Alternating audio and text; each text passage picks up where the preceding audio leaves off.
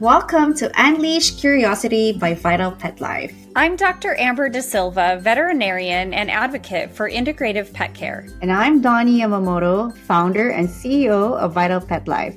We're so glad you're here. This is a space where curiosity, compassion, and science converge, where we explore the powerful mind-body connection that supports your pet's health and your own. Each week, we'll dive deep into the world of pet wellness, breaking down myths, exploring ingredients, and learning from expert voices across the industry. From nutrition and sustainability to transparency and advocacy, we're here to help you feel more confident, connected, and informed in your care choices. So let's get into it, because when we know better, we do better. This is Unleash Curiosity.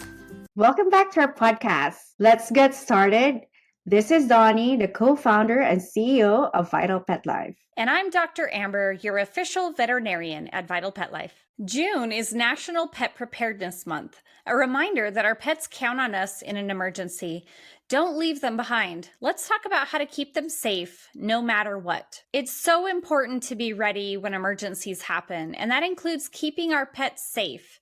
In this episode, we're sharing practical tips and expert advice to help you build a solid emergency plan for your furry family members. Let's dive in. So, Dr. Amber, what should we do regarding weather issues? It's been really extremely different now, where there's a lot of climate change. Recently, we just had 2 days of heat wave where it's really hot, and I don't even know how I can walk the guys on certain times. They wanted to do their peeing or all those stuff. How do we even prepare ourselves when it comes to these changes? Yeah, so for weather, depending on the area of the country you live in, you might be at risk for hurricanes or flooding, and tornadoes and wildfires. I know that's something that's a concern where I live and where you live, Donie. So you need to make sure to be prepared and stay aware of the weather updates in your area. So know where the escape routes are in your neighborhood, in your area, where you would evacuate to.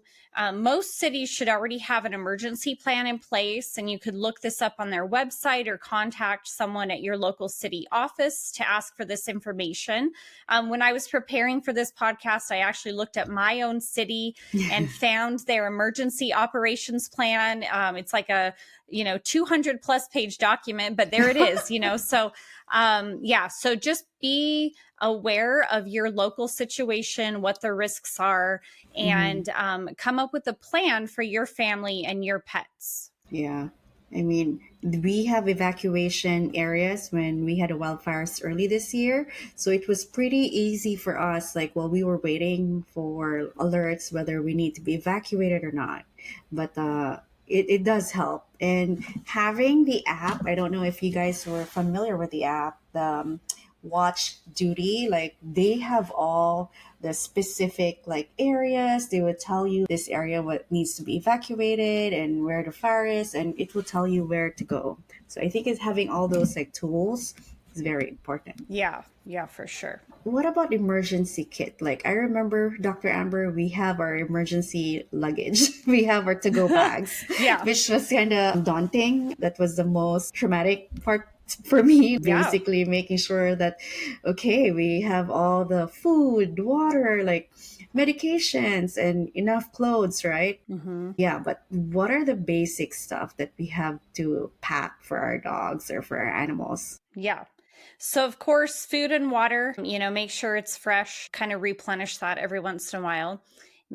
Toys, favorite treats. Some of that is just for comfort. It's something that they're familiar with, that they're used to, that can decrease stress. So you want to, pack their favorite toys, their treats. And some of that is just to have something familiar in a stressful situation. So and then also, if your pets are on any medications, maybe it's monthly heartworm, flea and tick medication, maybe it's heart medication or allergies or whatever it is. If they're on chronic medications, definitely make sure that you have enough, and we were talking about that plan and keeping up to date on the weather. And if there's a situation where you think you might need to evacuate or you might need to use this emergency kit, call your vet and see if they'll refill the medication so that you have plenty to get you through the emergency.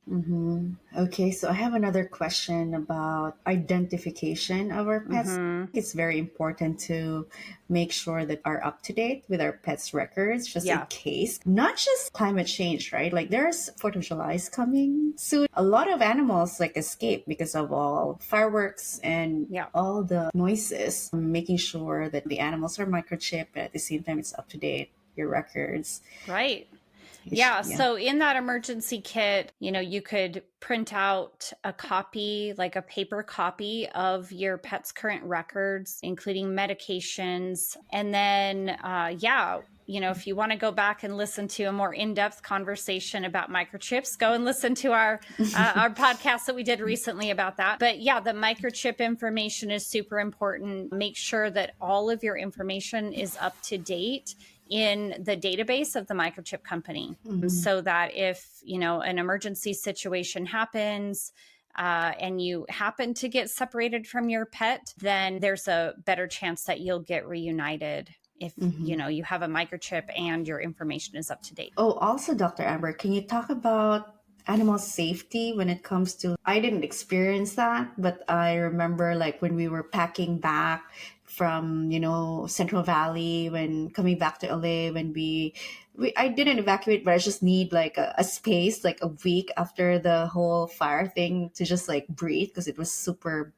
bad when it comes to air quality. I didn't realize that it was really cold, and I have a puppy that haven't been exposed to cold weather, and he was shivering, and I'm like, what's going on? And I realized, I'm like, oh my god, the temperature is really way low for him, too cold. And I have to find his sweater, and luckily I brought an extra sweater and wrapped him, because I really saw him shivering in the car while I was packing to go back home. Oh, yeah. Yeah. So definitely, for cold weather, like they could go outside, do their business, come right back in, make sure that, they're not left outside for too long of a time. Except if you have a husky, sometimes they don't want to come in. They love the cold and they'll stay outside forever. So, this time of year, like the heat is really hot. It's starting to get warmer out there.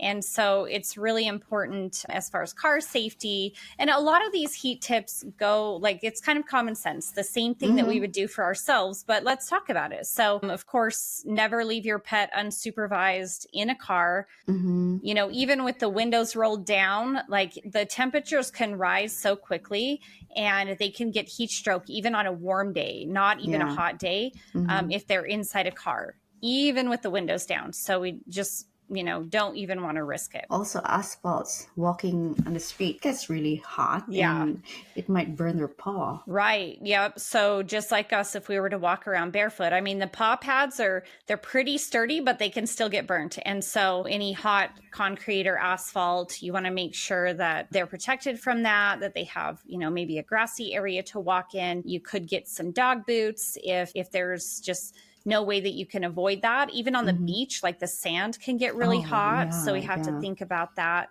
and make sure that we're protecting their paws from hot surfaces. Yeah. I think you just have to, again, decide when the cooler parts of the day will be okay for you guys to walk. And that's what we've been doing. Even if the guys don't like it, they just have to wait. Right. We carry water if we decide on a hike.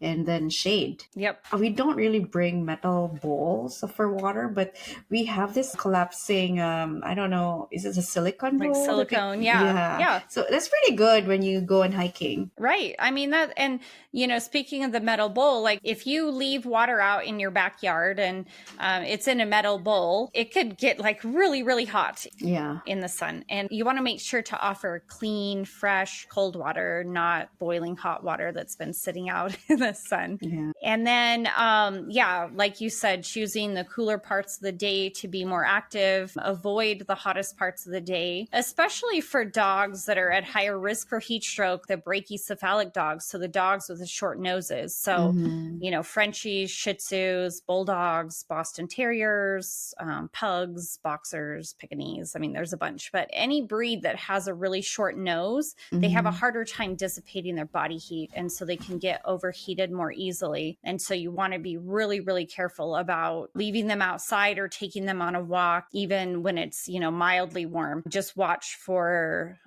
we'll talk about signs of heat stroke in a minute. Yeah, But I was about to ask that. yeah. Yeah. Yeah. I mean, I guess we can do that now. So signs of heat stroke that you're going to see are excessive drooling, panting, lethargy, staggering, vomiting, and, again, dogs with short noses, the brachycephalic breeds, senior dogs, overweight dogs, and those with darker hair color are Yeah. more at risk. You can imagine like a black dog, like they're just going to absorb heat so much Mm-hmm. more than a white dog. So, Mm-hmm. Tux, he's going to be more susceptible to getting Yes. overheated than Jean Martin. Mm-hmm. And so, we just want to be really careful with any of those high risk breeds or ages or overweight pets. And then if you see any of those signs of heat stroke, you want to see a veterinarian immediately. I mean, sometimes you think that you can cool them down, but there's also caution in cooling them down too quickly. Like if you just put them in an ice bath, that's a really bad idea. Do Yeah. not do that. Yeah, I see that all And the time on so, a hike when people just basically pour water in their dog's body, and I'm like, oh, is that even okay? Right. But yeah. Yeah. So, I mean, I would think like, if they're getting overheated and you put like a bottle of water or you drizzle a little bit of water, that's probably okay. Like, but it needs to be really controlled. So it's best done in a clinic situation. And I'm not talking about just, gosh, they're kind of hot and they're panting.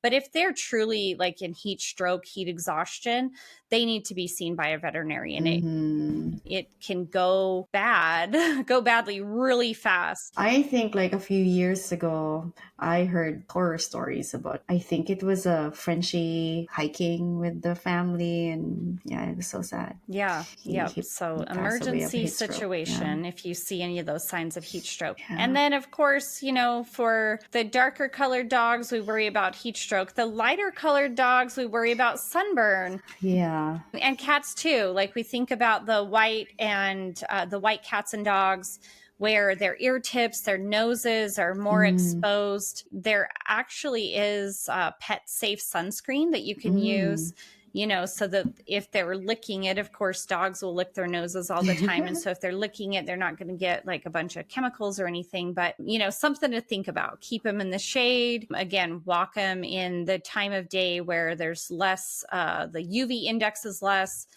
So that we're protecting their skin from the strong UV rays, so that we're decreasing the risk of UV damage to the skin. Thank you, Dr. Amber. Well, thank you for all the tips, Dr. Amber. For me, the takeaway is really finding for emergencies, right? Having enough information in your area and where to go, checking weather report. I'm always checking on the weather forecast in a week and, determine whether it's going to be colder or it's going to be rain or it's, so it's really good to understand like the changes. And again, I like to make sure that keeping my animals safe, whether it's a warmer day or a colder day, like knowing how to decipher like what I'm going to do when weather changes. That's my takeaway. Yeah. And for me, just a little preparation beforehand will go so far when you're in that situation where it's stressful, you need to get out, you need to, think quick. And if you can put, just have some stuff prepared for your pet prior to that emergency situation, then it'll go much more smoothly. Thank you to everyone who tuned in today. Don't forget to click the follow button so you'll be notified about our new weekly episodes. This is Dr. Amber. Thanks again for listening. We'd love to hear your feedback. Let us know if you have any questions about this episode, and we'll answer them in an upcoming episode. Email us at podcast@vitalpetlife.com.